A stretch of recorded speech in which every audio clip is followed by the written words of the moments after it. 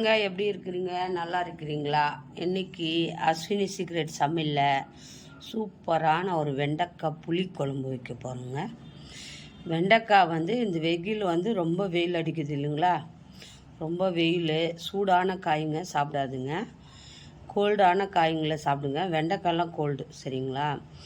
இந்த வெயில் டைமில் நம்ம சில்லுன்னு இருக்குது கோல்டான காய்ங்களே சாப்பிட்ணும், ஏன்னா ரொம்ப ஹீட் ஆகிடும்.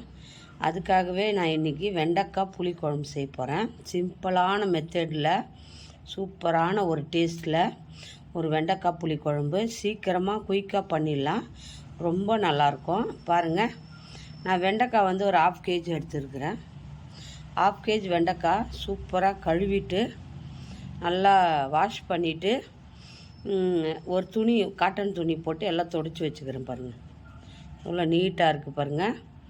நல்லா எலஸாக இருக்குது வெண்டைக்காய், சூப்பராக இருக்குது. இந்த வெண்டைக்காவை நல்லா கட் பண்ணிவிட்டு நான் காட்டுறேன் எப்படி கட் பண்ணி நம்ம இந்த புளிக்குழம்பு எவ்வளோ டேஸ்டியாக பண்ணலாம். எப்படி ஒரு செஞ்ச உடனே காலியாகிடுங்க, அவ்வளோ டேஸ்டியாக இருக்கும் இந்த புளிக்குழம்பு. அது எப்படி பண்ணுறதுன்னு பார்க்கலாம். இந்த வெண்டைக்காவை நல்லா கழுவிடுங்க, நல்லா வாஷ் பண்ணிவிட்டு ஒரு காட்டன் துணி எடுத்து க்ளீனாக துடைச்சி வச்சுக்கிறேன். நீங்களும் அதே மாதிரி செய்யுங்க. இதை நம்ம கட் பண்ணிவிட்டு நம்ம காட்டுறோம் எப்படி செய்யலான்ட்டு. பாருங்கள், வெண்டைக்காய் இந்த மாதிரி கட் பண்ணிக்கோங்க. நீளமாக புளி குழம்புக்கு அப்போ தான் நல்லாயிருக்கும் வெண்டைக்காய். இந்த மாதிரி வெண்டைக்காய் கட் பண்ணிக்கோங்க. வெங்காயம் ஒரு 2 வெங்காயம் கட் பண்ணிக்கோங்க. பாருங்கள், பூண்டு 10 பல் பூண்டு நல்லா நசுக்கிடுங்க. நசுக்கிட்டு எண்ணெயில் போட்டால் தான் புளி குழம்பு நல்லா டேஸ்டியாக இருக்கும். வெங்காயம், வெண்டைக்காய், சரிங்களா? என்னென்ன போட்டு எப்படி செய்யணுன்னு பார்க்கலாம் வாங்க. பாருங்கள், முதல்ல கொஞ்சம் புளி எடுத்துக்கோங்க. புளியை ஊற வச்சுக்கணும். ஒரு கடாய் வைக்கிறதுக்கு முன்னாடி கொஞ்சம் தண்ணி எடுத்து, கொஞ்சம் புளிப்பு எவ்வளோ வேணுமோ அவ்வளோ புளி எடுத்துக்கோங்க. தண்ணியில் போட்டு ஊற வச்சுருங்க. குழம்பு செய்கிறதுக்கு முன்னாடியே தண்ணியில் புளி ஊறிடணும், சரிங்களா? இப்போது கடாய் பாருங்கள், கடாயை சூடாயிடுச்சு. ஆயில் ஊற்றிக்கலாம். ஆயில் கொஞ்சம் கூட ஊற்றிக்கோங்க, ஏன்னா அப்போ தான் வெண்டைக்காய் நல்லா வதங்கி வரும், நல்லா டேஸ்ட்டு. கொஞ்சோண்டு கடுகு போட்டுக்கோங்க. கடுகு நல்லா வெடிக்கட்டும். கடுகு வெடித்து வருது. இப்போ நம்ம பூண்டு பண்ணு அதை போட்டுக்கோங்க. நல்லா பூண்டு பல் நல்லா வதங்கி வரணும்.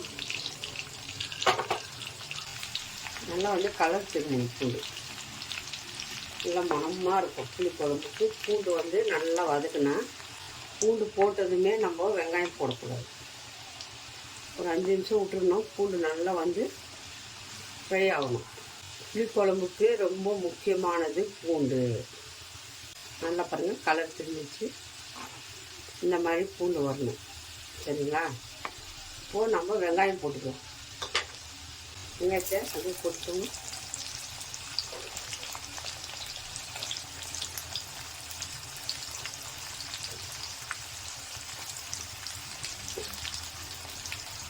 வெங்காயம் ஒரு 2 நிமிஷம் நல்லா வதக்கிட்டோம்.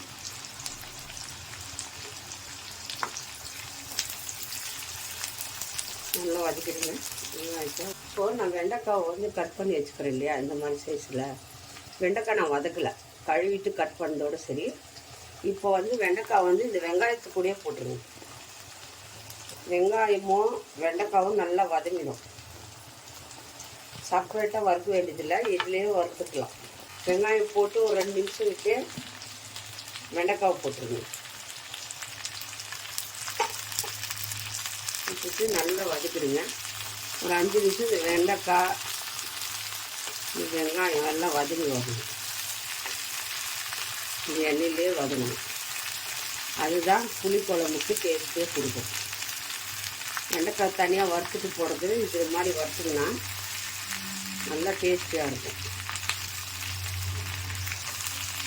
கூடவே வெங்காயம் வதங்கிடும், வெண்டைக்காயும் வதங்கிடும். நல்லா வதக்குங்க. நல்லா கொஞ்சம் ஃப்ரை ஆகட்டும்.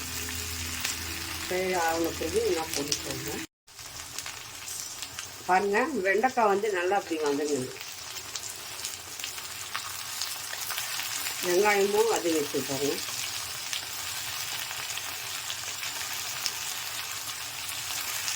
எண்ணெயில் நல்லா வதங்கிட்டா நல்லா வெந்துடும். 2 தக்காளி கட் பண்ணி வச்சுக்கிறேன்.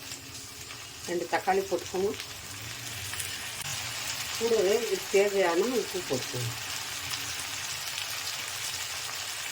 நல்லா வந்து தக்காளி வெண்டைக்காயெல்லாம் வதங்கி வரணும்.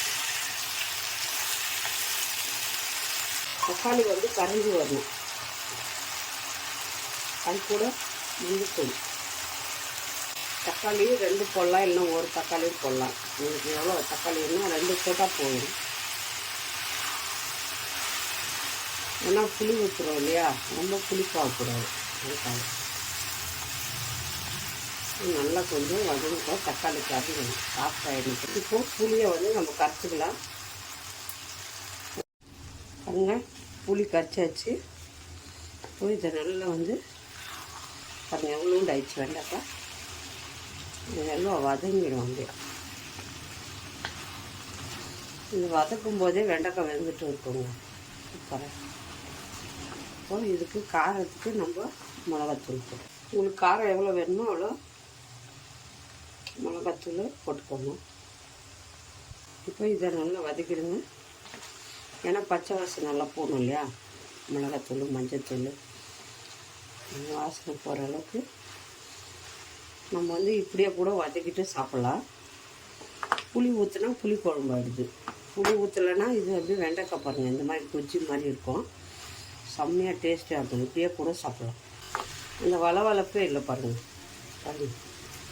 வளவளப்பே வரல. ஏன்னா அது நம்ம வெங்காயமும் வெண்டைக்காயும் வதக்கணும் இல்லையா இந்த எண்ணெயிலையோ, அதனாலே வளவளப்பு வராது. சரிங்களா. ஒரு வாட்டி வதக்கிட்டு ஒரு வாட்டி குழம்புல போட்டு அதுக்கப்புறம் செய்கிறது இது ரொம்ப ஈஸியான வேலை. இப்படியே பாருங்கள் நல்லா சூப்பராக இருக்குது.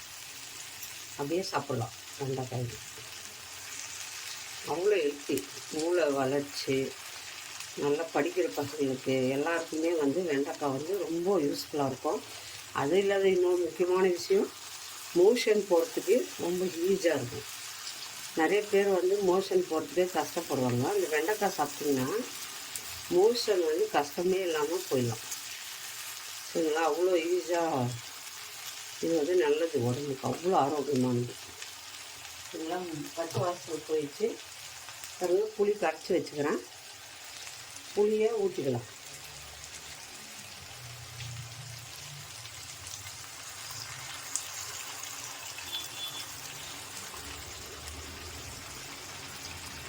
புளி ஊற்றியாச்சு. ரொம்ப தண்ணி ஊற்றக்கூடாது, கெட்டியாக பண்ணிக்கணும். புளி குழம்பு அப்போ தான் டேஸ்டியாக இருக்கும் சாப்பிட்றதுக்கு. தண்ணி நிறையா ஊற்றிட்டுங்க. புளி கரைச்சி தண்ணி தான் ஊற்றிக்கிறேன்.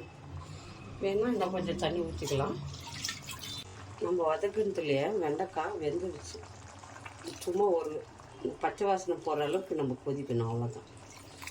போதும். தண்ணி ஒரு பிளேட் போட்டு மூடி வச்சுருங்க. நல்லா வெந்து வந்துடும். சூப்பராக புளி குழம்பு ரெடி ஆகிடுச்சு பாருங்கள். 5 நிமிஷம் சிம்மில் பண்ணி விட்டுருங்க. ஹை பண்ணி சிம் பண்ணுங்கள். அப்படியே குழம்பு ரெடியாக மூடி எடுத்துகிட்டு பார்ப்போமா. சலன்னு செம்ம டேஸ்ட்டாக இருக்கும். புளிப்பு கரெக்டாக இருக்கும். பச்சை வாசனை எல்லாம் போயிடுச்சு. கொஞ்ச நேரம் மூடி திறந்துட்டு நல்லா கொதிக்க வைங்க. எண்ணெய்லாம் பிரிஞ்சு வரட்டும். எண்ணெய் பிரிஞ்சு வந்த பிறகு ஆஃப் பண்ணிக்கலாம். பாருங்க, நல்லா வந்து எண்ணெய் பிரிஞ்சு வந்துடுச்சு. இதான் அவ்வளோதாங்க புளி குழம்பு. என்னன்னா ரொம்ப தண்ணியாக இருக்கக்கூடாது. இந்த மாதிரி கெட்டியாக பண்ணிங்கன்னா அப்படியே ரைஸில் போட்டு பிசைஞ்சு சாப்பிட்லாம். ரொம்ப நல்லா புளிப்பு காரம் எல்லாம் கரெக்டாக இருக்கும். பாருங்கள், எண்ணெயெல்லாம் பிரிஞ்சு வந்துச்சு. அவ்வளோதான், புளிக்குழம்பு ரெடி ஆயிடுச்சு. நல்லா களி சாப்பிட்லாம். களிக்கு ரொம்ப நல்லாயிருக்கும். ரெண்டாவது ரைஸுக்கு சூப்பராக இருக்கும். ரைஸுக்கு அப்படியே போட்டுட்டு பிசைஞ்சு சாப்பிட்டிங்கன்னா போதும். புளிக்குழம்பு அவ்வளோ டேஸ்ட்டாக இருக்கும். யார் யாருக்கு வெண்டைக்காய் புளிக்குழம்பு பிடிக்குமோ அவங்க லைக் பண்ணுங்கள், ஷேர் பண்ணுங்கள், கமெண்ட் பண்ணுங்கள். மறக்காத அஸ்வினி சீக்ரெட் சமையலை சர்ப்ரைஸ் பண்ணுங்கள். இன்னொரு டிஷ்ஷில் பார்ப்போம். பாய்.